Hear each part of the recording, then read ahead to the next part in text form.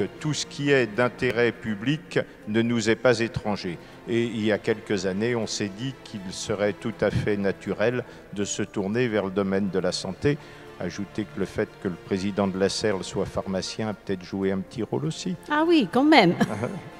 Alors, pouvez-vous nous donner quelques exemples de réhabilitation récente, par exemple? Voilà, il y en a eu un certain nombre qui ont été présentés dans le domaine des EHPAD, alors à Lyon, à Visil, à Saint-Pierre-en-Faucigny. Dans le domaine hospitalier, vous avez vu la Croix-Rousse, mais je pourrais citer Bourg-en-Bresse, je pourrais citer Vienne, je pourrais citer Saint-Symphorien-sur-Coise.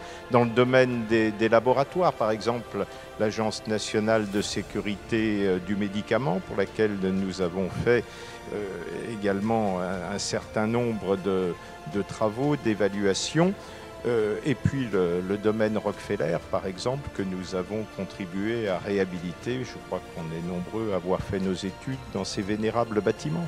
Il s'agit donc du centre hospitalier du Vinatier, représenté par Romain Ray, psychiatre, Anne-Lise Boeck et Charles Louriou, infirmier, pour le projet BREF, qui est un programme et une application d'aide aux aidants en psychiatrie.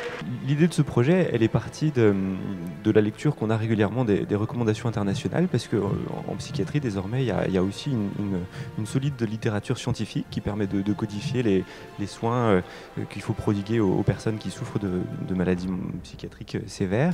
Et parmi elles, il y a une recommandation qui nous a particulièrement interpellés il y a quelques années, qui est celle de proposer des interventions à destination des familles, des proches, des interventions à destination des aidants. Et on dispose désormais d'une littérature qui est suffisamment solide pour dire que ces interventions-là sont des interventions qui sont efficaces. La taille de leur efficacité, elle est aussi importante que celle des traitements médicamenteux, parce qu'ils sont bien conduits. Donc on voit qu'en rajout du traitement médicamenteux, on est vraiment sur des interventions extrêmement importantes à pouvoir prodiguer. Et malheureusement, ces interventions-là, on n'est pas encore en mesure de pouvoir les proposer de manière suffisamment systématique. Ça veut dire qu'en France, on est en retard dans ce domaine-là, de l'accompagnement des aidants? C'est ça. Si on prend un exemple, par exemple pour les troubles schizophréniques, une recommandation, c'est la suivante. Les interventions à destination des aidants sont efficaces et elles devraient pouvoir être proposées systématiquement et de façon précoce comme un soin de base.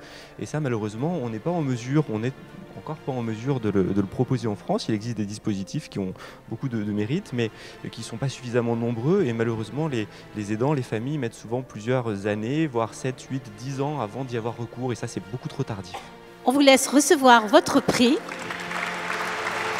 Bravo. On vous invite à la photo.